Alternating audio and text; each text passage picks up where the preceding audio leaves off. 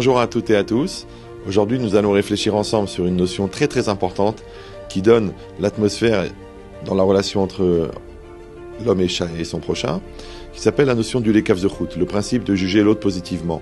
En fait, c'est une Mishnah dans Pirkei Avot, Avedan et kol adam lekav zechut, tu dois juger tout homme du bon côté. Évidemment, il y a toujours une lecture positive d'une situation, une lecture négative d'une situation.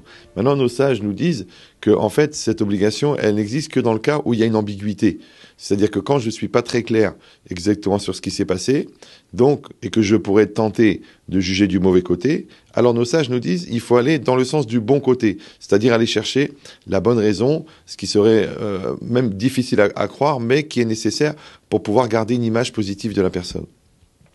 Maintenant, il se pose une question, c'est que le langage lui-même, Avedan et kol adam lekav zechut, juge tout homme du bon côté. Évidemment, vous allez être tenté de dire, mais qui t'a dit que tu as le droit de juger? Qui t'a dit que tu dois juger? D'accord? Toi, tu es dans ta vie, lui, il est dans sa vie, chacun est dans sa vie. Maintenant, moi, je vois chez l'autre une situation qui m'implique ou qui ne m'implique pas, et que d'un seul coup, moi, je me sens obligé de juger l'autre. Et là-dessus, les Chachamim, ils viennent, ils disent, mais tu dois juger du bon côté. Alors moi, je dis, peut-être que non, peut-être qu'on aurait dû dire, ne juge pas l'autre, et on aurait gagné du temps. Comme si c'était une chose établie et obligatoire, que notre regard, de toute façon, il est un regard de jugement. Alors en résumé, si on prend un petit peu l'approche un peu psychologique, c'est qu'en fait, un homme qui n'est pas bien construit, bien dans sa peau, bien dans sa tête, alors en fait, il est tout le temps en train de vivre dans le regard de l'autre.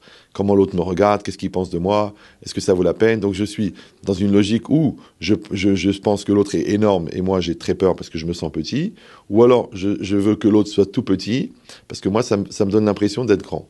Mais ça en vérité c'est un peu une approche déséquilibré, puisqu'on est censé être tranquille et bien et serein, et entre notre confiance en Dieu et notre confiance en nous-mêmes, on ne doit pas avoir a priori ce type de malaise. Qu'est-ce qu'ils veulent les Chachamim avec cette notion-là de juger du bon côté? En vérité, la logique, elle est que quand on regarde une réalité, la réalité, en fait, elle est juste un espace, un vecteur à l'intérieur d'une grande chaîne qui s'appelle le temps, qui s'appelle l'histoire. Quand moi, je vais regarder une situation du bon côté, ça veut dire qu'en fait, je vais lui donner un avenir. Alors que le contraire, si je la regarde du mauvais côté, je vais la figer, je vais la bloquer. Je vais empêcher d'évoluer.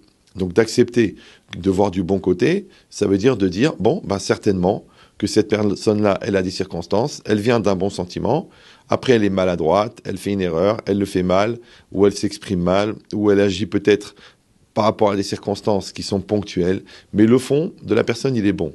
Ah, maintenant vous allez dire, oui, mais si fondamentalement c'est le contraire. Évidemment, on va toujours garder sa dignité ou éviter des gens qui sont vraiment toxiques, mais des gens qui sont toxiques objectivement, pas des gens que moi je m'invente qui sont toxiques, parce que moi-même, personnellement, je suis rempli de complexes. Non, on parle de quelqu'un qui est fondamentalement toxique et dangereux, donc là, par contre, c'est une mitzvah de s'éloigner. Mais quand c'est une personne, entre guillemets, normale, et que moi, je vois une situation ambiguë, et encore une fois, je pourrais la juger du bon côté ou du mauvais côté, les Chachamim m'ont dit, va vers le bon côté. Le bon côté, c'est quoi? C'est le srout. Le srout, c'est de voir le tov, ça s'appelle Ain Tova, d'avoir un bon œil. Or, nous, on sait que tov, dans le langage des sages, ça veut toujours dire complet. Donc, Ain Tova, ça veut dire avoir un œil complet. Maintenant, c'est connu que le Baal Shem Tov, il dit que le tzaddik, il voit le tov qu'il y a dans l'homme, et le rachat, il voit le ra, il voit le mal qu'il y a dans l'homme. En fait, la logique, c'est que le regard qu'on a sur l'autre, il est souvent la projection de ce qu'on est. Donc, si je suis complet, je vois du complet. Si je suis incomplet, je vois de l'incomplet. Comme les gens qui voient toujours le défaut dans une situation et les gens qui voient toujours la qualité. Donc, cette logique-là, elle nous met en situation, en fait, d'avoir un regard positif parce que c'est ce qui crée le mouvement. Or, on sait que le mouvement, c'est le secret du monde. Même Albert Einstein, il disait que le secret de l'univers, c'est le mouvement. Bon, nous, on n'a pas eu besoin d'Albert. Puisque c'est marqué dans la Torah au Bechukotai, Telechu, dans mes lois vous irez, et le principe de l'alechet, dit le Zohar Adam Oler, donc l'homme va, et nous on dit Altikre alichot et la alachot, ne dit pas déplacement mais alacha, donc ça veut dire que la loi, en fait, c'est le mode de déplacement d'un juif dans le monde. Or le déplacement, il est synonyme de mouvement, et il faut maintenir le mouvement. Donc tout ce qui irait dans le sens du blocage du mouvement, ça c'est négatif. Donc on va dans le sens du mouvement, et pour maintenir le mouvement, il faut voir les choses du bon côté, puisque de toute façon, elles vont vers une résolution positive, puisque tout ce que fait Dieu, c'est pour le bien. À bientôt.